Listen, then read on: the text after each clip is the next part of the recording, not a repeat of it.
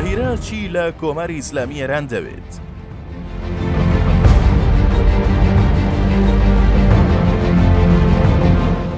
لە سەردەمی جەمال عەبدولناسری سەرۆک کۆماری ئەو کاتەی میسر باشە ئێران وەک دوژمنی ژمارە یەک سەیری جەمال عەبدولناسر و میسرەکەی ناسری دەکرد، چونکە ناسر وەک ئاڵا هەڵگری ئایدیای پان عەرەبیزم پشتیوانیەکی بەهێزی وڵاتی عێراقی دەکرد بۆ گەڕاندنەوەی پارێزگای خوزستان، واتە ئەو خاکەی کانگەی نەوت غاز و کشتوکاڵی ئێرانی بوو بە بیانووی عەرەب بوون و عێراقی بوونی ئەم پارێزگایە دەیویست لە دەستی ئێرانیەکان بێتە دەرەوە. هەر مەترسی پان عەرەبیزمی جەمال عەبدولناسر بوو کە شای ئەو کاتەی ئێران واتە محەممەد ڕەزا شای هاندا ڕوو لە شیعەکانی لوبنان بکات بە مەبەستی درز خستنە نێو یەکێتی عەرەب و پان عەرەبیزم. ئیتر لەو ڕۆژەوە تا ئێستا باشووری لوبنان بوو بە بەشێک لە هاوپەیمانێتی ئێرانیەکان. ئەم دوژمنایەتیە زۆری نەخایەند بە سەرکەوتنی کودەتاکەی عەبدولکەریم قاسم بەسەر سیستەمی پاشایەتی مەلیک فەیسەڵدا چاوەڕێی یەکگرتنی میسر و عێراق دەکرا، بەڵام قاسم ئارەزووی بە نزیکبوونەوە لە ناسر نەبوو. هەر ئەم سیاسەتەی قاسم واتە دووری لە ناسر و پێداگری لەسەر شەتولعەرەب و خوزستانی ئێران و گرنگتر لە هەمووی دوژمنایەتی ئەمریکا بەرەبەرە زەمینەی بۆ نزیکبوونەوەی دوژمنەکانی عەبدولکەریم قاسم واتە شای ئێران و ئەمریکا و جەمال عەبدولناسری بە مەبەستی داڕشتنی پلان بۆ لابردنی عەبدولکەریم قاسم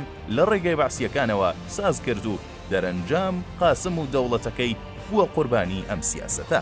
لێرەوە بەردی بناغەی پەیوەندی دۆستانەی دوو وڵاتی میسر و ئێران دانرا و بە مەرگی ناسر و هاتنی سادات پەیوەندی دوو وڵات گەرم و گوڕتر بوو. تەنانەت لە جەنگی شەش ڕۆژە و هەروەها جەنگی ئۆکتۆبەری نێوان ئیسرائیل و میسر سەرەڕای پەیوەندی نزیکی شاو ئیسرائیل شای ئێران بە ناردنی نەوت بۆ قاهیرە پشتگیری لە سادات کرد و ئەم هەڵمەتەی شای ئێران قاهیرە و تارانی بە تەواوەتی لە یەکتر نزیک کردەوە. بە شۆڕشی گەلانی ئێران لە ساڵی 1979 هەڵاتنی شای ئێران بۆ دەرەوە ئەنوەر سادات سەرۆک کۆماری ئەو کاتەی میسر تەنیا کەسێک بوو باوەشی بۆ شا ئاوەڵا کرد و سەرەڕای هەڕەشەی ڕێبەرانی شۆڕشی ئیسلامی شای ئێرانی داڵدەدا و دەرەنجام هەر لە وڵاتەش کۆچی دوایی کرد و بە خاک سپێردرا.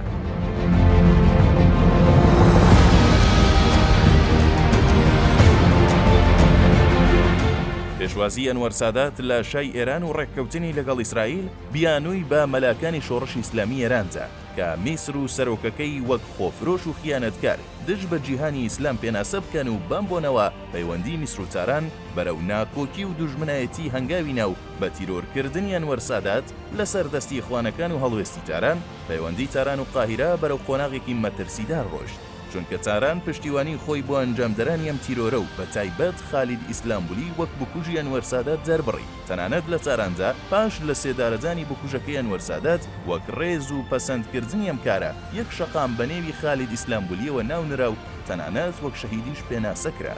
ئیتر تاران بە نهێنی و ئاشکرا کەوتە یارمەتی ئیخوانەکانی میسر و ئەم کارەی مەلاکانی تاران دوژمنایەتی میسر و تارانی بۆ ماوەی زیاتر لە 40 ساڵ درێژ کردەوە. گرنگە بزانین ڕێبەری ئێستای کۆماری ئیسلامی ئێران واتە عەلی خامنەیی کاتی خۆی کتێبە دژە ڕۆژئاوە و مەترسیدارەکەی مەعالم فی الطەریقی سەید قوتب واتە ڕێبەری معنەوی ئیخوانەکانی بۆ سەرزمانی فارسی وەرگێڕاوە و هەر ئەمە خۆی لە خۆیدا پشتیوانیەکی ئیخوانەکانی میسر لە سەردەمی عەلی خامنەییدا بە تەواوەتی ڕووی لە زیادبوون کردووە. لە ماوەیەدا کە ئێران و هاوپەیمانەکانی لە لوبنان و فەڵەستین و یەمەن تووشی شکست و لاوازی و کێشەی سەرەکی بوون، دەوڵەتی ئیبراهیم ڕەیسی بە مۆڵەتی ڕێبەری کۆماری ئیسلامی بە مەبەستی چاکردنەوەی پەیوەندی دوو وڵات دەستی بە گەشتی دیپلۆماسی کرد و لەم نێوەندەدا ڕوویان لە قاهیرە کرد.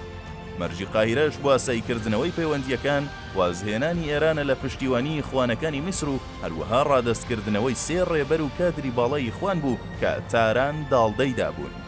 بە مەرگی ڕەیسی و هاتنە سەرکاری دەوڵەتی پزیشکیان و قوڵتر بوونەوەی قەیرانی شەڕی ئێران و ئیسرائیل دەوڵەتی نوێ سیاسەتی پێکێنانی بەرەیەکی دژ بە ئیسرائیلی لە ناوچەکە دەست پێ کرد و بە مەبەستەش وەزیری دەرەوەی ئێران سەردانی سەرجەم وڵاتانی عەرەبی و تەنانەت ئەو وڵاتانەشی کرد کە کێشەی هەبوو لەگەڵیان وەک بەحرین، سعودیە و ئوردن و میسر و لەم نێوەندەدا تاران بە گرنگیەوە سەیری قاهیرەی دەکرد.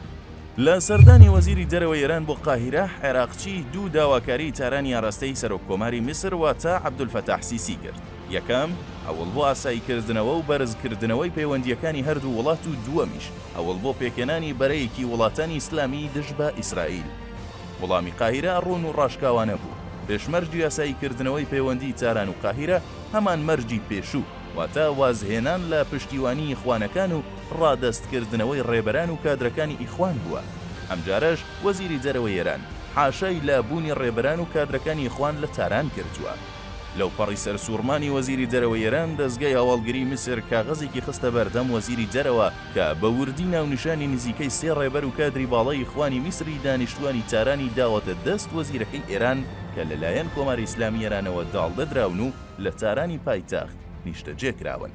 هەرچۆنێک بێت وەزیری دەرەوە بە شەرمەزاریەوە بەرەو تاران گەڕایەوە و تارانی ئاگادار کردەوە کە میسر ئاگاداری سەرجەمجم و جۆڵەکانی تارانە بۆ پشتیوانی ئیخوانەکان و ئەمەش واتە لاوازبوونی سیستەمی یاسایشی وڵات و نائومێدبوون لەوەی تاران بتوانێ وڵاتانی عەرەب وەک هاوپەیمان بەرەو لای خۆی ڕاکێشێت، بەواتایەکی دیکە بتوانێ بەرەیەکی ئیسلامی دژی ئیسرائیل پێک بێنێت. دیارە سیاسەتی تێکدەرانەی ڕابردووی تاران لە ئاست وڵاتانی عەرەبی بە تایبەت سعودیە، میسر، بەحرەین و ئوردون وای کردووە کە ئێستا تاران لە ناوچەکەدا لە بەرامبەر نێارەکانی و بە تایبەت ئیسرائیل بە تەنیا بمێنێتەوە و تەنانەت ئەگەر یەوەش لە ئارەدا بێت کە ئاسمانی وڵاتەکانیان بخەنە خزمەت تەلەبیب و لێدان لە تاران. میسریش ڕاشکاوانە دەری خست کە سیستەمی یاسایشی کۆماری ئیسلامی تا چ ڕادەیەک لەرزۆک و لاواز و تێکشکاوە کە میسریش بە ئاسانی دەتوانێت دەست تێوەردانی تێدا بکات.